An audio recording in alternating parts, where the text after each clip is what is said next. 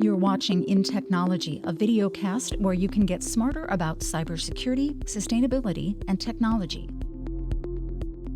Hi, I'm Camille Morehart, host of InTechnology podcast. As we head toward the close of 2023, we're going to revisit a few of our most popular listener topics. Today, we're going to talk about sustainability. We're going to look at 3 of your favorite conversations on the topic over this past year.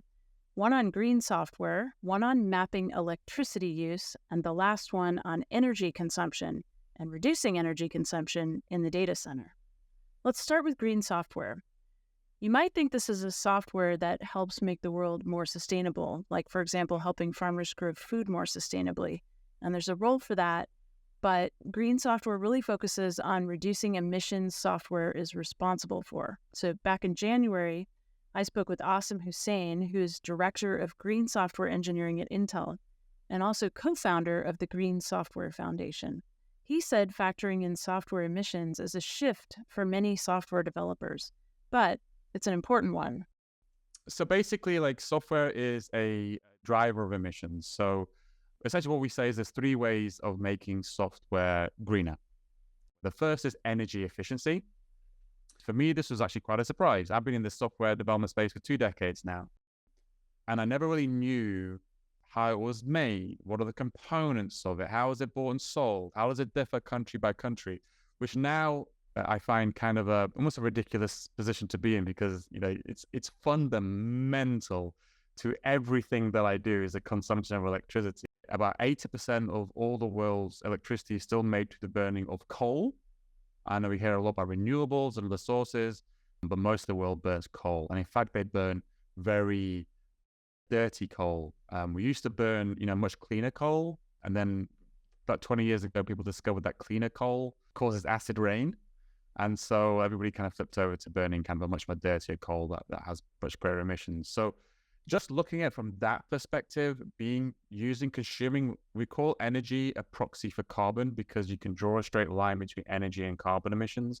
And therefore, if your goal is to be carbon efficient, you must also be energy efficient. And so that's kind of one of the ways you can be green, is just by consuming less energy. The other angle we call about is called hardware efficiency, because there's also, as well as energy as an emitter of carbon emissions, there's also what we call embodied or embedded carbon. So looking at this mobile phone again, this emitted carbon when it was manufactured, all the little components, the case, the chips, all of it emitted carbon. And it will also emit carbon when it will be disposed of very responsibly. There will also be some carbon emissions from there. All of that is called the embedded or embodied carbon of all devices have this. This laptop has this mobile phone has this. If you're an application developer, what do you do with that information? The carbon is already out there. So what's my responsibility there? And then we talk about this idea of hardware efficiency, which is use the least embodied carbon possible, which for a mobile device, which for most kind of end user devices, all about increasing the lifespan of this device, the usable lifespan of this device. This is my old phone. I shouldn't probably wave it around to people. I don't want to disparage manufacturers, but this is like my old phone. And I was forced to upgrade this to my new phone, not because there's anything wrong with it. It didn't break.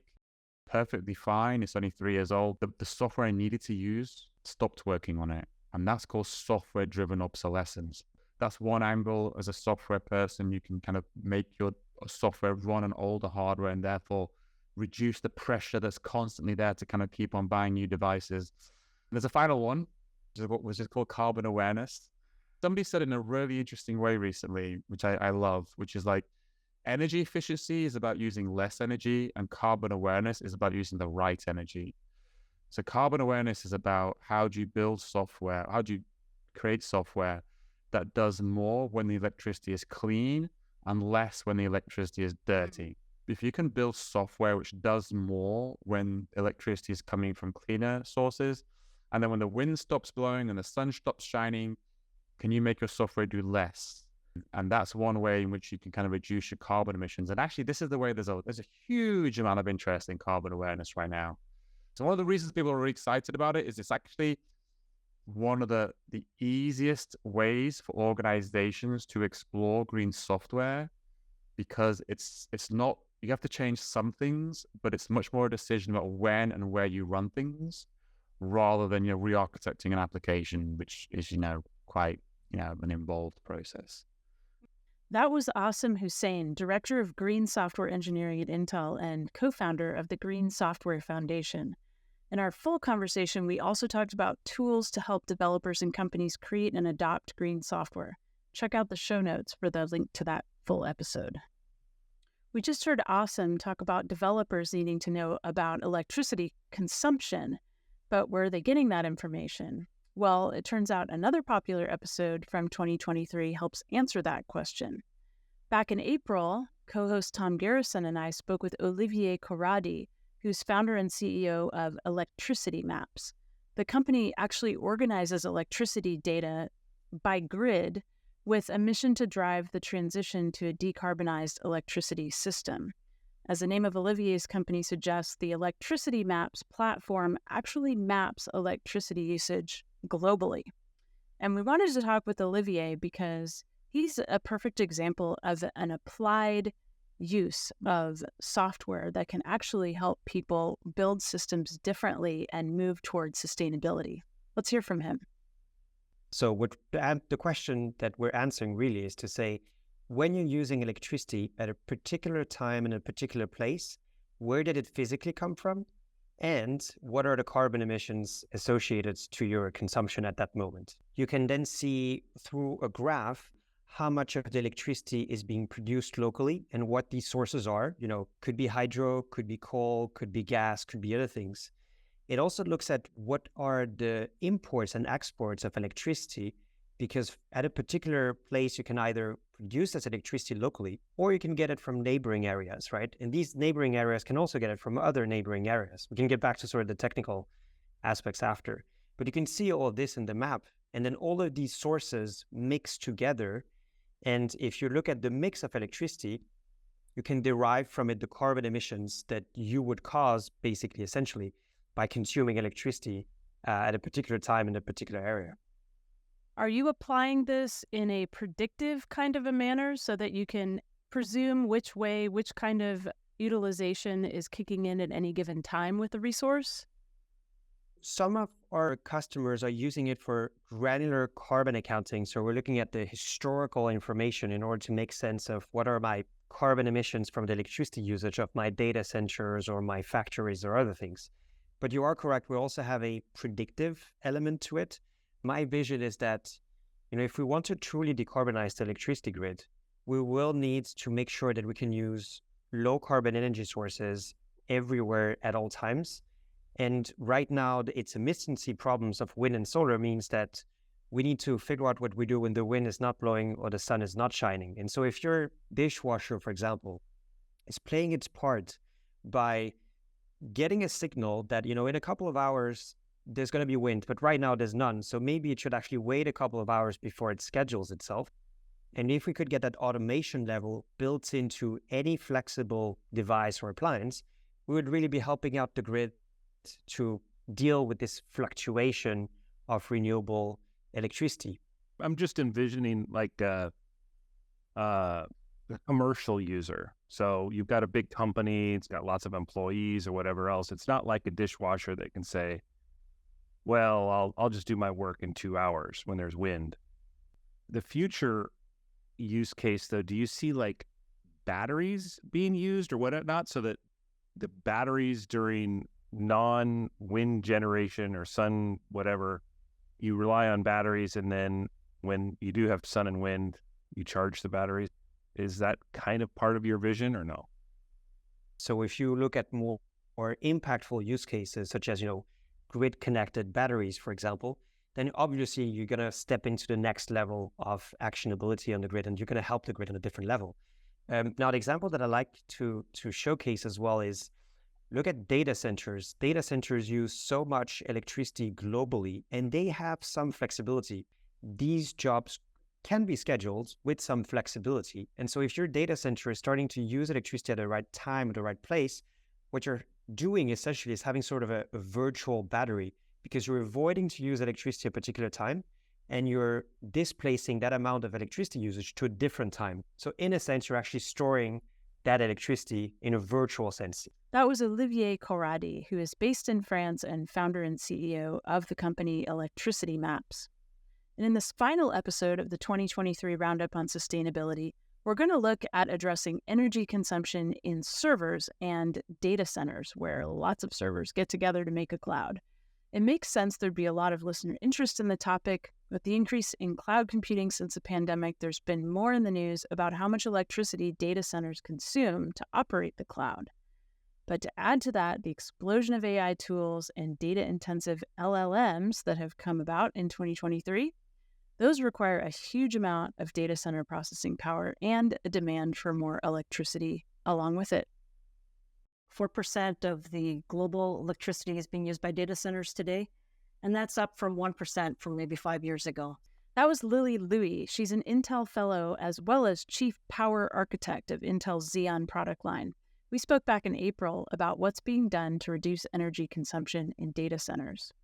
Well, I think most people that I've talked to are in favor of reducing our carbon footprint through a more efficient use. You can optimize the hardware, you can optimize through software, you can optimize on an individual chip or at the platform level or at the whole data center level. There's many different ways to optimize. So if you look at a data center, it's got a big building. They have to cool it, air conditioning, all that. That is about a third of the data center's power. Another third of the power comes from, for the many, many servers that are in that data center, the CPU and the cooling of the CPU is another third of the power. And then the final third is for the remainder of the platform, so the networks and the storage and the platform.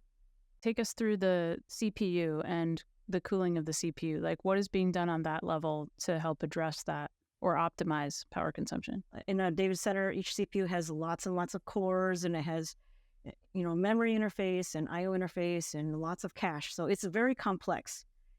First, you want it to be running most efficiently while it's in full operation. And for that, there's circuit techniques and there's process techniques. But a lot of time, pieces of it are not being run at full speed or maybe not even being used. For example, you may not be using every single core all the time. One of the very common ways to save power is turn it off if you're not using it. Just like in your house, if you're not using your lights in a room, you turn off the light. So that is one power-saving method when you're not using it. Another power-saving method is if you're using it lightly, turn it down. Instead of running at full frequency, maybe run at a lower frequency.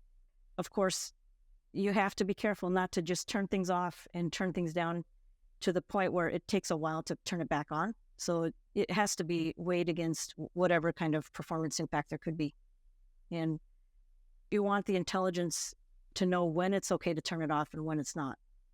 So like you just left your room for a minute to go grab something and come back, you may want to leave the light on. And then cooling was another third. There's two pieces of cooling. One is the cooling of the CPU. That gets lumped into that third. And there are different types of cooling, and it's like you could use bigger, more efficient fans that would cool at a lower power, or liquid cooling is starting to come out, or even, the most extreme of immersion cooling. These are very efficient cooling methods for the CPU. And then cooling at the data center level, that would be air conditioning. And that would be having more efficient airflow in the room or energy efficient air conditioning. I have seen data centers where the airflow in the room is actually directed so that the cool air blows out through a vent. Well, a lot of the large data centers are located in physical geographic locations that have inexpensive renewable energy. You're still using the same amount of electricity, but it's green electricity. Even on that front, there's locating in a place where you can have green energy. It's still the same amount of electricity, but it's not the same carbon that you're putting in the air. Let's say it's solar. And then getting back to the topic of software orchestrating the data center and making more efficient, if software knows the time of day, then it will know that, the data centers in this time zone have the most sun right now, so I'll schedule more work over there. That takes us back to green software and full circle on this special episode of InTechnology, focused on our most popular episodes on sustainability in technology. You just heard from Lily Looi, Intel Fellow and Chief Power Architect of Intel's Xeon product line. She had much more to say about tackling energy consumption in data centers, so check out the full episode if you're interested. You'll find links to all 3 episodes we featured in this one on the show notes. I'm Camille Morehart. Thanks again for joining me today. In the coming weeks, be on the lookout for more year-end roundup episodes. We'll be featuring your favorite InTechnology discussions on cybersecurity as well as artificial intelligence. Never miss an episode of InTechnology by following us here on YouTube or wherever you get your audio podcasts. The views and opinions expressed are those of the guests and author and do not necessarily reflect the official policy or position of Intel Corporation.